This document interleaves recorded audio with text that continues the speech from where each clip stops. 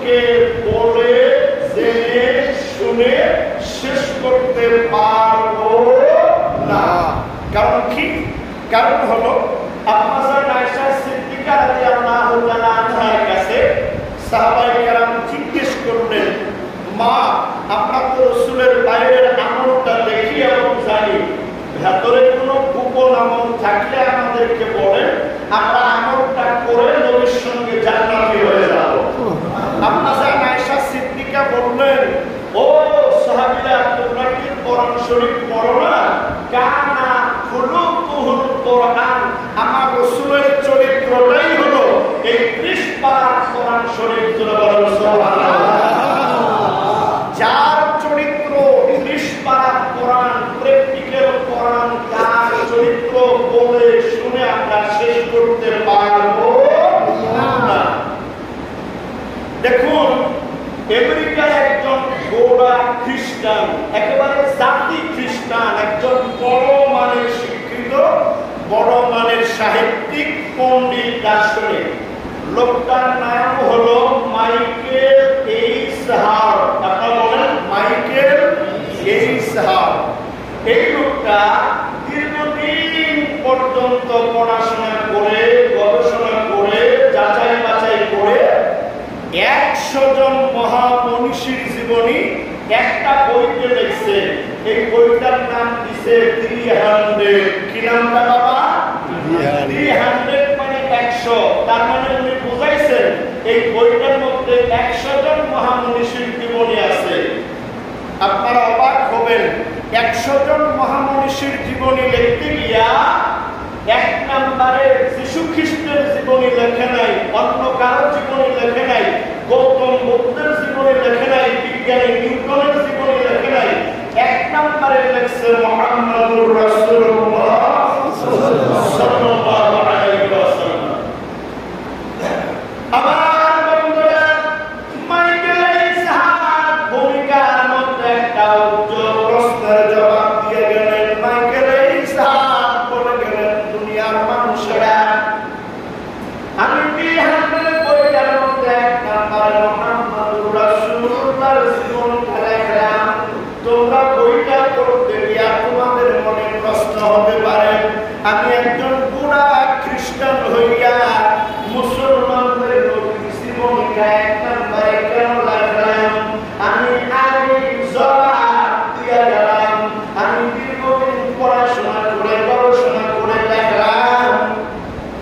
অনেকগুলো মানুষের জীবনী পড়ে, গবেষণা করে দেখলাম, মানুষকে মাপা যায় যতগুলো মানদণ্ড দিয়া, সবগুলো মানদণ্ড দিয়া দেখলাম মুহাম্মদুর রাসূলুল্লাহ চাইতে ভালো মানুষ আর পেলাম না। উনি একজন খ্রিস্টান নাটক হয়ে মানতে বাধ্য হয়েছে, সুপার কোয়ালিটির মহামানব হলেন মুহাম্মদুর রাসূলুল্লাহ সাল্লাল্লাহু আলাইহি ওয়াসাল্লাম। চলেন আমরা একটু আমেরিকা যাই অল্প সময়ের জন্য। আমেরিকার যে ভবনে প্রেসিডেন্ট বসে, ওই ভবনটার নাম হলো হোয়াইট হাউস। বলেন নামটা কি বাবা? White house. হোয়াইট হাউসের সামনে গিয়া যেটা প্রধান দরজা, প্রধান ফটক, এটা দিয়ে আপনি ঢুকবেন। ঢুকেই দেখবেন সামনে একটা ধবধবা সাদা দেয়াল আছে, আর ওই দেয়ালের মধ্যে স্বর্ণাক্ষরে লেখা আছে অনেকগুলো মানুষের নাম। উপরে লেখা আছে বিশ্বের শ্রেষ্ঠ আইন প্রণেতাদের নামের তালিকা। আমি আবার বলি, বিশ্বের শ্রেষ্ঠ আইন প্রণেতাদের নামের তালিকা। এই তালিকাটা আপনি যদি ভালো করে দেখেন, দেখে অবাক হয়ে যাবেন। যদি আপনি নিজের থেকে পড়তে থাকেন, পড়তে পড়তে পরেশান হয়ে যাবেন। একদম লাস্টে আমার নবীর নাম নাই, তার উপর নাই, তার উপর নাই, তার উপর নাই, তার উপর নাই। পড়তে পড়তে আপনি যখন পরেশান হয়ে হতাশ হয়ে যাবেন, এবার চোখটা যখন 1 নাম্বারে যাবে, আপনি দেখতে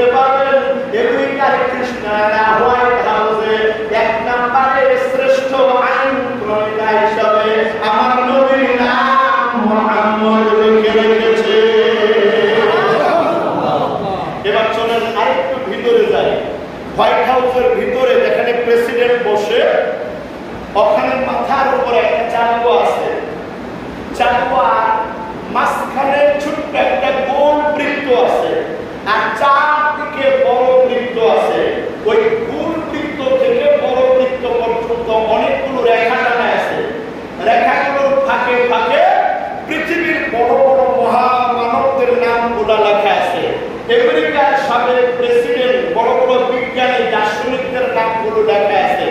চারদিকে দেখবেন বহু নাম লেখা, নবীর নাম খুঁজে পাবেন না। হঠাৎ করে যখন মাঝখানে চলে আসবেন, প্রেসিডেন্টের মাথা বরাবর মাঝখানে ছোট্ট গোল বৃত্তের মধ্যে দেখবেন সুন্দর করে লেখা আছে মুহাম্মদ। এই নবীর উম্মত হইয়া আমরা খুশি না বেজার? খুশি। কম না বেশি? বেশি। বেশি করে বলি আলহামদুলিল্লাহ। আল্লাহ আমাদের কবুল করেছেন, আমরা ভাগ্যবান। আমরা তো নবীরে চিনলাম না, সবাই নবীরে চিনল, কিন্তু আমরা নবীরে চিনলাম না। শুধুমাত্র দুনিয়ার মানব দানব পশু পাখি নবীরে চিনলে এমনটি না, বরং আপনি পশু বলেন, পাখি বলেন, গ্রহ বলেন, নক্ষত্র বলেন, তারকামণ্ডল বলেন, বৃক্ষ বলেন, লতা বলেন, মানব বলেন, পুরুষ বলেন, নারী বলেন, সবাই নবীরে চিনল। কিন্তু আমার নবীরে সবচাইতে ভালো করে চিনেছেন আমার আল্লাহ। আল্লাহ নিজে নবীর আশিক হইয়া আসমান জমিন বানাইছে। আল্লাহু আকবার বলেন।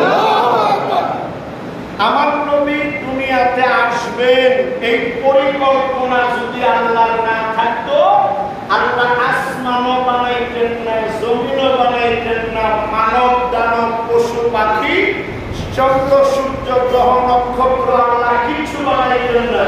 শুধু নবী আসবেন, এই জন্য আল্লাহ গোটা পৃথিবী সৃজন করলেন। শব্দ আসমান বানালেন, জমিন বানালেন, আদম নবীরে বানালেন, সেখান থেকে মানুষ বানালেন, যুগে যুগে নবী পাঠালেন।